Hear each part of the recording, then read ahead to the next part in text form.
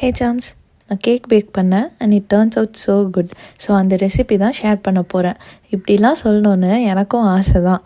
But எப்பயும் போல் சொதப்பிட்டேன் அப்படின்னு சொல்ல மாட்டேன். என்ன ஆகுதுன்னு நீங்களே பாருங்கள். ஹெல்த்தியாக இருக்கட்டும்னு ராகி எடுத்து ரோஸ்ட் பண்ணிக்கிட்டேன். கூடவே சின்னமன் சின்ன சின்ன பீசஸை 40 செகண்ட்ஸ் ரோஸ்ட் பண்ணி மிக்சியில் பவுடர் ஆக்கிக்கிட்டேன்.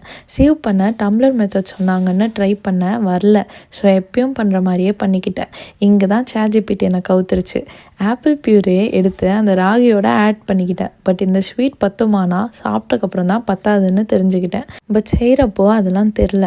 அப்புறம் எப்பயும் போல் 3 spoon oil, 1 spoon baking powder, கொஞ்சமாக salt and 2 tablespoon milk add பண்ணிக்கிட்டேன்.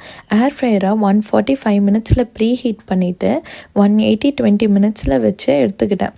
அந்த பேக்கிங் டின்னில் கிளிப் ரிமூவ் பண்ணாலே ஓப்பன் ஆகிடும். பட் அது தெரியாமல் என்னென்னமோ பண்ணிகிட்டு இருந்தேன். எல்லா கடவுளையும் வேண்டிட்டு பழைய மாதிரி மட்டும் வந்துடக்கூடாதுன்னு கட் பண்ணேன். பட் சூப்பராக தான் வந்துருந்துச்சு. அப்புறம் வாயில் வச்சக்கப்புறம் தான் கொஞ்சம் கசப்பாக இருந்துச்சு. ஸோ ஹனி அண்ட் பனானா வச்சு சாப்பிட்டேன். ஓவராலாக நல்லா தான் இருந்துச்சு. ஆனால் ஸ்வீட் கொஞ்சம் இருந்திருந்தால் நல்லா இருந்திருக்கும். நீங்கள் பண்ணுறீங்கன்னா டேட் சிரப் மட்டும் ஆட் பண்ணிக்கோங்க. அவ்வளோதான். பாய்.